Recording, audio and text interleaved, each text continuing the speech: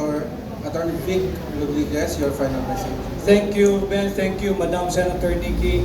At maraming salamat sa Kamuning Bakery, sa inyong lahat ng mga kaibigan natin sa media na naririto ngayong araw. Salamat din no, sa mga nagpatuloy sa amin sa inyong mga tahanan, opisina, sasakyan, at kung nasaan man po kayo sa mang bahagi ng mundo. Ako po muli ay si Attorney Vic Rodriguez, ang inyong aplikante para maging Senador ng Republika ng Pilipinas.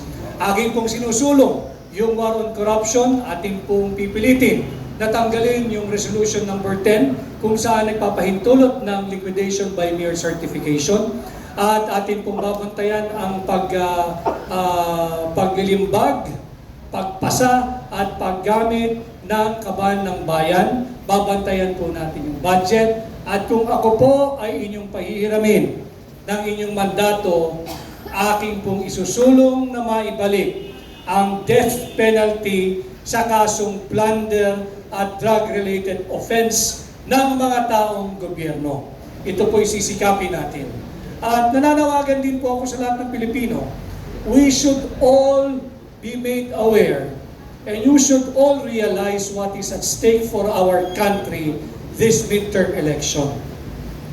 Ang problema ay ang ating pakikipaghidwa sa ating kapitbahay na nasyon na China. Hindi ko sinasabing tama ang China. Marami na rin violations ang China. Kaya lang, let's embrace the reality.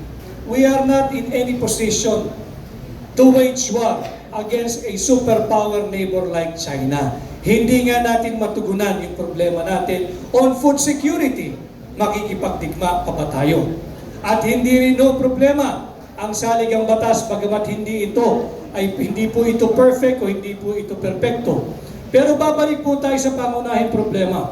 Ang problema ay ang korupsyon, ang talamak na korupsyon at higit pang korupsyon, hindi ang konstitusyon.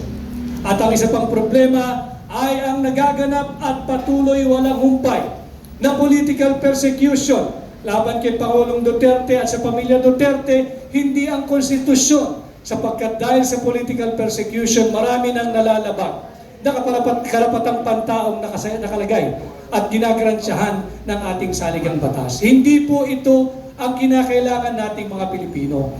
We no longer need this kind of distraction that leads to further division. Ang kinakailangan po natin ay pagkakaisa. Ang kailangan ng Pilipino, trabaho, investment, investors, negosyo. Sawang-sawa na po ang mamamayang Pilipino. At alam ko, nararamdaman ko na pagod na kayo sa korupsyon. Kaya magsama-sama po tayo ngayong midterm election. Let us not give up on our country.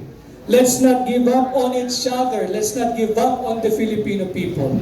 Magsama-sama po tayo dahil pag tayo ay nagsama-sama, posible ang pagbabago. Maraming salamat po. Okay, again.